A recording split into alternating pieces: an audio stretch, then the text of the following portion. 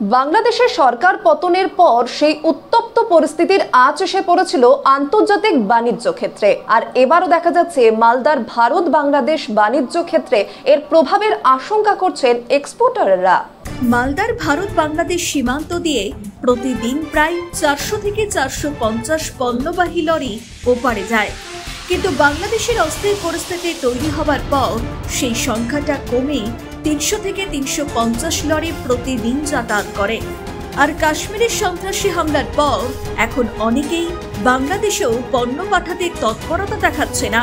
মূলত মালদার মহদীপুর আন্তর্জাতিক বাণিজ্য সীমান্ত দিয়ে বাংলাদেশে পেঁয়াজ, আদা, রসুন, পাথর সহ একাধিক পণ্য সামগ্রী রপ্তানি হয়। এছাড়াও বিভিন্ন সিরামিক আইটেম বিগত দিনে রপ্তানি হতো। তবে কাশ্মীর ইস্যুতে মালদার ভারত বাংলাদেশ বাণিজ্য ক্ষেত্রে প্রভাব পড়ার সম্ভাবনা রয়েছে। কাশ্মীরের পেহেলগামে সন্ত্রাসী হামলার পর আবারও নতুন করে মালদার ভারত বাংলাদেশ আন্তর্জাতিক বাণিজ্য সীমান্তে প্রভাব পড়ার সম্ভাবনার আশঙ্কা করছেন এক্সপোর্টাররা। মহদীপুরের এক রপ্তানিকারক বলেন, বাংলাদেশের পরিস্থিতির পর বিএসএফ এর বাড়তি নজরদারি তো ছিলই, এবারে কাশ্মীর ইস্যুতে আরও কড়াকড়ি শুরু হয়েছে সীমান্তে। কাশ্মীর ইস্যুতে বাণিজ্যে ব্যাপক প্রভাব পড়তে পারে বলে এখন থেকে সেই আশঙ্কা, হয়তো এর প্রভাব আগামীতে পড়তে পারে। তাতে সার্বিকভাবে সরকারি রাজস্বের অনেকটাই ক্ষতি হবে। মালদার মহদীপুর এক্সপোর্টার অ্যাসোসিয়েশনের সম্পাদক প্রসেনজিৎ ঘোষ জানিয়েছেন, কাশ্মীর ইস্যুতে মালদার ভারত বাংলাদেশ বাণিজ্য ক্ষেত্রে প্রভাব পড়ার সম্ভাবনা রয়েছে। তবে আমরা চাই বৈদেশিক মুদ্রা আমদানির ক্ষেত্রে যাতে সরকারের কোনো ক্ষতি না হয় সেদিকেও বিশেষ গুরুত্ব দেওয়া হোক। আজকে দেখুন, আমাদের মহদীপুর বর্ডার হচ্ছে শান্তপ্রিয় একটা জায়গা, কারণ আমরা হিন্দু মুসলিম নিয়ে সবাই এখানে বাস করি। যে ঘটনাটা পেহেলগামে হয়েছে সেটা অত্যন্ত খারাপ এবং নিন্দনীয় ঘটনা।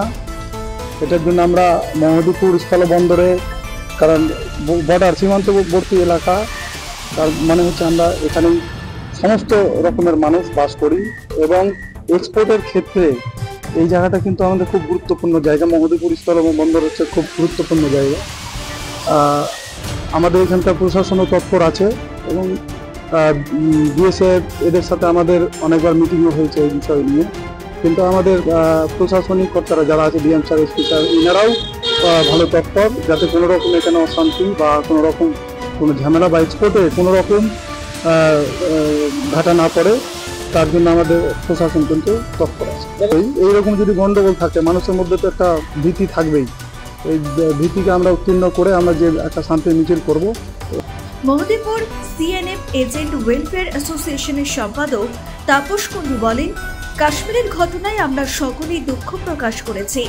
আমরা আশঙ্কা করছি বাংলাদেশের অস্থির পরিস্থিতির পর কাশ্মীর ইস্যুতে ওপার সীমান্তে রপ্তানি বাণিজ্যে প্রভাব পড়তে পারে।